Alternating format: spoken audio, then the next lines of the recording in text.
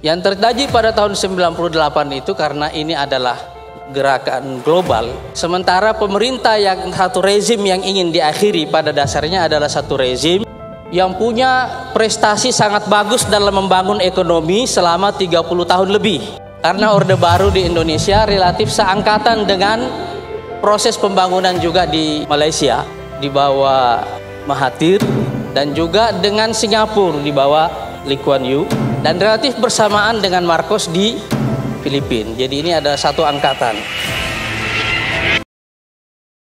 8 Jun adalah tanggal memperingati ulang tahun Presiden Soeharto yang pada 2021 ini sudah mencapai 100 tahun. Sama ada suka atau benci, tiga tokoh serangkai ini, Soeharto, Mahathir, dan Lee Kuan Yew, merupakan tokoh gergasi Asia. Mereka berkongsi idea kepemerintahan yang hampir sama, iaitu mahu melihat masyarakatnya berkembang maju dari satu tahap ke satu tahap yang lain. Dengan cara, pertama, pertumbuhan ekonomi, kedua, menyederhanakan kehidupan berpolitik, dan ketiga, kesaksamaan sosial yang terpilih. Gaya kepimpinan mereka berbeza-beza didasari oleh kejayaan memanipulasi nilai-nilai tempatan di negara masing-masing. Ketika Singapura, Malaysia dan Indonesia berpotensi menjadi negara bergolak, ketiga-tiga nama ini, Mahathir, Soeharto dan Lee Kuan Yew, membuktikan sebaliknya. Inilah pemimpin Asia, gaya Asia. Mahathir ketika zaman pemerintahannya dari 81 hingga 2003 berjaya menerajui Malaysia ke arah kemodenan yang amat pantas dan kemakmuran di segenap lapisan masyarakat. Walaupun sayang sekali, sepatutnya beliau teruskan mengambil pesanan ibunya, almarhum Wan Tempawan. Jangan duduk lama sangat sampai orang benci. Mahathir tidaklah secekap Lee Kuan Yew untuk mengurus dan menempuh sindrom persaraannya. Sehingga kini Mahathir dalam sisa hidupnya masih bergelumang dengan permainan-permainan politik. Padahal seharusnya beliau berhenti dan menyerahkan urusan negara Malaysia kepada generasi baru atau kepada mereka yang lebih layak.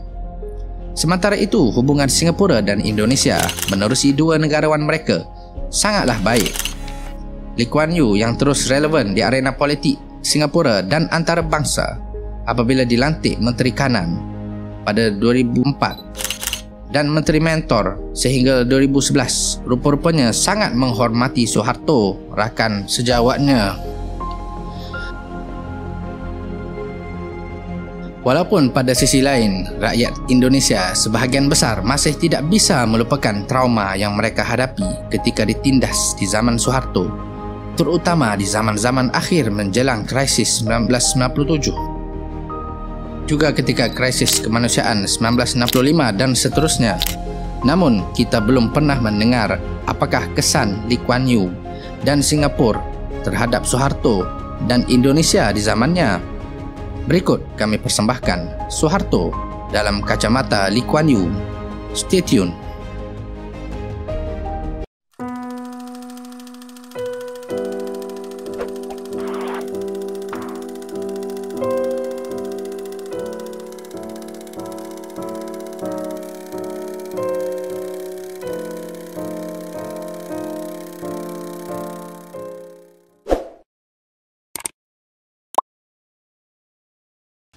Yang pertama, Soeharto sebagai antitesis Soekarno. Bagi Lee Kuan Yew, Soeharto seorang yang berhati-hati dan bijaksana. Berbeza dengan Bung Karno, Soeharto tidak ekstrovert, tidak bermaksud untuk membuat orang terkesan dengan pidato atau medali, meskipun Soeharto mempunyai banyak. Soeharto mempertahankan penampilan yang rendah hati dan ramah, tetapi jelas merupakan seorang lelaki yang berfikiran keras, yang tidak akan menerima perlawanan terhadap apa yang dia mulai lakukan. Menurut Lee Kuan Yew, ini adalah keberuntungan tunggal kami bahawa Presiden Soeharto mengambil alih dari Presiden Soekarno. Ini akan menjadikan Asia Tenggara sama sekali berbeza seandainya kita memiliki Soekarno kedua. Lee Kuan Yew berpandangan bahawa Suharto bukanlah pemimpin yang cenderung untuk membuat mercu tanda ataupun membentuk empayar. Menurut Lee Kuan Yew, Suharto ikhlas memimpin negaranya dengan caranya sendiri. Yang kedua, tidak mungkir janji. Lee Kuan Yew dalam satu temu bual bersama wartawan Malaysia Abdul Kadir Jassin untuk akhbar New Straits Times Malaysia mencatatkan, Lee Kuan Yew meyakini Suharto adalah pemimpin yang tidak pernah mungkir janji, dan itulah membawa kepada kepercayaan atau trust dan keyakinan atau confidence. Yang ketiga, karakter Jawa sejati. Lee Kuan Yew juga mengingati Suharto sebagai seorang pendengar yang baik, sangat faham sejarah dan berperilaku Jawa yang kental. Mereka banyak berkongsi pendapat yang sama, khususnya melibatkan isu-isu serantau dan antarabangsa. Lee Kuan Yew sempat mencatatkan Suharto yang mempercayai kuasa gaib atau supernatural, yang di dalam banyak hal memberikan satu keyakinan terhadap dirinya dan apa juga keputusan yang dilakukannya. Suharto selesa berbahasa Indonesia dengan Lee Kuan Yew dan jarang sekali mengambil nota, dan mereka berdua gemar untuk berdiskusi dengan konsep empat mata dalam apa jual hal. Lee Kuan Yew mengagumi kehebatan dan kelicikan Suharto di awal pemerintahannya sebagai tindakan yang cemerlang.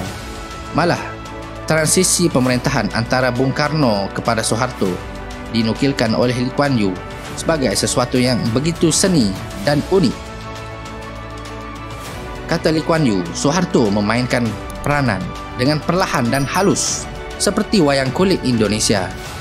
Saking cermatnya wayang kulit itu dikoreografikannya begitu bertahap gerakan-gerakan untuk melucuti kekuasaan Soekarno.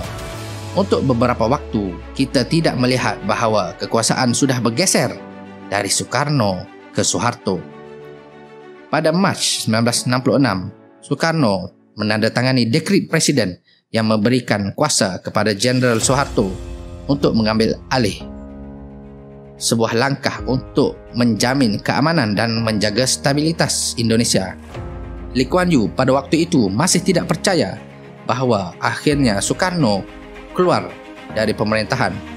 Walhal Bung Karno seorang karismatik terhadap rakyatnya. Yang keempat, Suharto tidak suka campur urusan luar negara. Suharto selalu memperkatakan sesuatu terus dari pemikirannya. Seperti dipotretkan oleh Lee Kuan Yew, Suharto sebagai pemimpin yang menumpukan atau fokus kepada pembangunan Indonesia dan bukannya kepada kesibukan campur tangan urusan negara lain. Di era Suharto, Lee Kuan Yew mengharapkan kemakmuran ekonomi dan keselamatan yang boleh membawa kepada kesan langsung pada Singapura. Walaupun secara lahiriahnya Lee Kuan Yew lebih menyingar kepada Malaysia, tetapi secara halusnya Lee Kuan Yew lebih merisaukan potensi besar yang ada pada Indonesia. Lee Kuan Yew tahu kekuatan sebenar Suharto yang tidak terduga di sebalik senyuman dan sikap tenangnya, berbeza dengan Soekarno.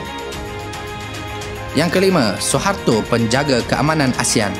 Dalam konteks permuafakatan dan keselamatan serantau, peranan Suharto dan Indonesia tidak perlu dipertikaikan lagi. Dalam usaha mengawal keamanan pada satu sidang kemuncak mesyuarat ASEAN di Manila pada Disember 1987, Indonesia telah memainkan peranan penting dengan menghulurkan bantuan kapal perang meliputi helikopter dan sepasukan komando penyelamat. Pasukan ini bersiap sedia di Manila Bay, khususnya dalam menangani kekacauan yang bakal berlaku, termasuk misi menyelamatkan para pemimpin, termasuk Lee Kuan Yew dan Presiden Aquino Filipina. Misi ini diketuai oleh Jeneral Benny Mordani. Di era Suharto, Indonesia meraihkan keluarga baru dan keluarga lama dalam ASEAN tanpa syarat dan buruk sangka. Ini terbukti lebih awal apabila Suharto bertanggungjawab penuh dalam menamatkan konfrontasi antara Malaysia dan Indonesia yang merupakan polisi agresif ketika era kepimpinan Soekarno. Sebagai sebuah negara besar dan nampak berkuasa, kepimpinan Presiden Suharto menyediakan sebuah Indonesia yang selesa dan menyenangkan untuk jiran-jirannya. ASEAN dan negara Asia Tenggara lainnya tidak merasa terancam dengan kehadiran Indonesia. Sekian saja kesan Lee Kuan Yew terhadap Suharto. Menurut anda, bagaimanakah hubungan Singapura, Indonesia dan Malaysia harus kita maknai? Silakan berdebat di komen di bawah dan jangan saling menghantam ya. Sekian saja untuk kali ini. Jangan lupa subscribe, like dan share kepada teman-teman anda. Stay safe, stay healthy, dan let's fight COVID-19 together.